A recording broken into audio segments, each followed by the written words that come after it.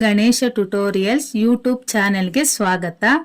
ಈ ಚಾನೆಲ್ ಅನ್ನು ನೀವು ಮೊದಲ ಬಾರಿಗೆ ನೋಡುತ್ತಿದ್ದರೆ ಸಬ್ಸ್ಕ್ರೈಬ್ ಮಾಡಿ ಹಾಗೂ ಬೆಲ್ ಐಕಾನ್ ಅನ್ನು ಪ್ರೆಸ್ ಮಾಡಿ. मेरे प्यारे बच्चों, आज मैं 7वीं कक्षा के पाठ 4 मैं भी नाम कमाता पद्य पढ़ा रही हूँ. ध्यान से देखो बच्चों. फौज में भर्ती होकर देश की सेवा करने तथा राष्ट्रपति से पुरस्कार पाने के बच्चों के सपनों को कवि ने शब्द रूप दिया है.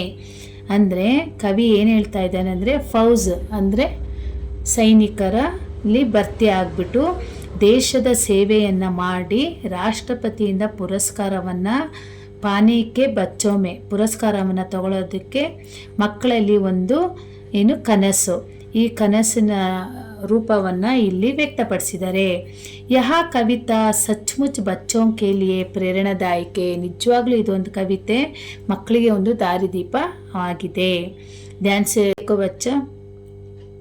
रोज रोज सीमा की खबरें सुन सुनकर मन नन्हा मेरा मुस मुस कर रह जाता.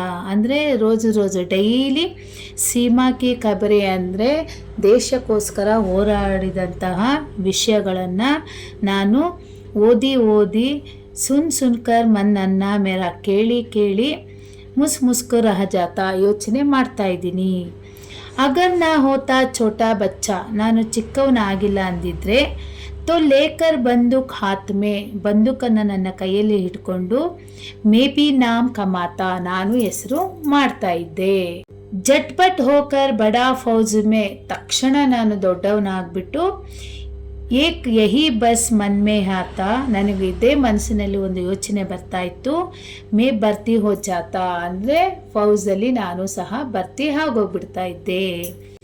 ಮಾ ಕಿತನಿ ಖುಷ್ ಹೋತಿ ಜಬ್ ಮೇ ಏಕ್ ಬಡಾ ಸಾ ಪುರಸ್ಕಾರ ಬಿ ರಾಷ್ಟ್ರಪತಿ ಸೆ ಪಾತಾ. ಆವಾಗ ತಾಯಿ ಎಷ್ಟು ಸಂತೋಷ ಪಡ್ತಾ ಇದ್ಲು, ನಾನು ದೊಡ್ಡವನಾಗ್ಬಿಟ್ಟು ರಾಷ್ಟ್ರಪತಿಯಿಂದ ಒಂದು ಪುರಸ್ಕಾರವನ್ನು ತಗೊಂಡಾಗ ತಾಯಿ ಎಷ್ಟೊಂದು ಸಂತೋಷ ಪಡ್ತಾ ಇದ್ಲು. अच्छा बच्चों, इस पद्य को ठीक से कंठस्थ कर लेना और पढ़ लेना. इसका नोट्स बायो लिंक में अपलोड करती हूँ, देखकर पढ़ लेना बच्चों. ಮಾಡಿ, ಶೇರ್ ಮಾಡಿ, ಸಬ್ಸ್ಕ್ರೈಬ್ ಮಾಡಿ. ಡೌಟ್ಸ್ ಇದ್ರೆ ಕಮೆಂಟ್ ಮಾಡಿ. Thank you.